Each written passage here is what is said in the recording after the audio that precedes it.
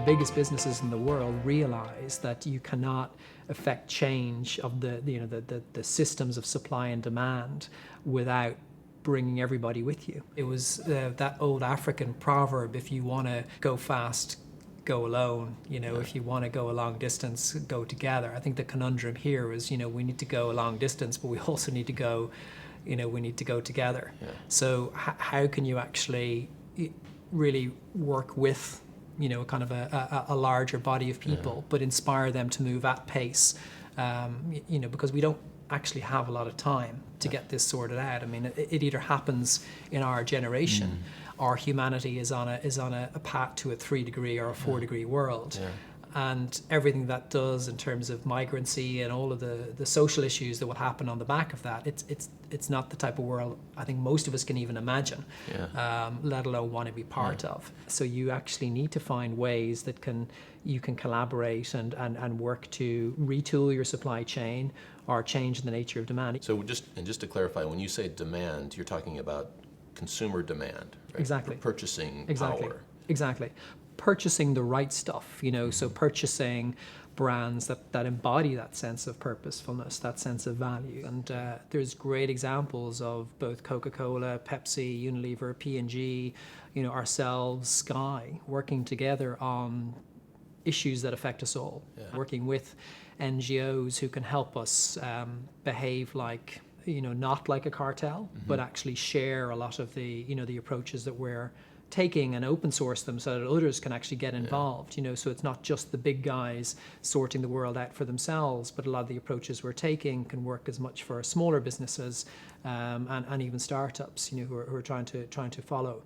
But then actually bringing that onto the demand side was something that had, to my mind, never happened before. We as brands have a lot to gain from empowering individuals to, I think, almost take sustainability as a name out of the equation completely, and have it just become a thing that you expect. If you just expect your produce to be local, you expect it to be seasonal. Why would you want to own a car when you can lease a car? Why would you not have a house with a Nest Learning thermostat in it, or solar panels on your roof and an EV outside? So all of those breakthrough innovations and having real demand coming from millennials primarily.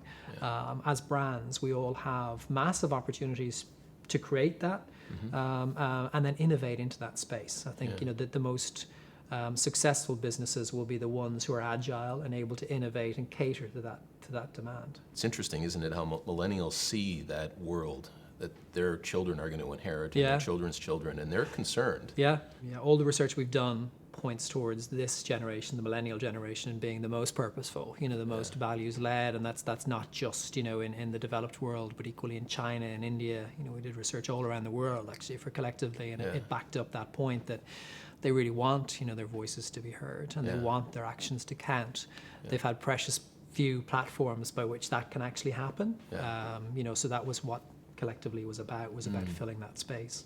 Yeah, you could argue that we haven't made sufficient progress on many of the key issues. Are you hopeful in light of that? You have to be optimistic. I think we all have bad days. I mean, the team can probably spot the days that I come in and have probably read something or seen something that just,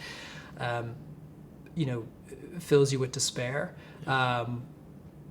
But I'm seeing less and less of that these days. Okay. Increasingly, I'm seeing tipping points, like the G7 summit. I think that was a huge statement of intent from the most powerful countries on the planet. I think China's decarbonization program, which they announced last week, shows real intent, and we've seen a lot of leadership from China as well. I think Modi in India, is starting to really, with the US, show a lot of signs of real progress as well. So I think there's huge cause for encouragement, and also increasingly big business are standing together, and lobbying together as well. Because I think some of the things we haven't done in the past is really, progressive businesses saying that this is. The science is clear. We're setting science-based targets ourselves as an organization, and enough big businesses giving government the confidence that we really have corporate support when it comes to making some of these big decisions. It's not just a tax, it's actually about creating a level playing field where the opportunities in decarbonising will be there for everybody to benefit from.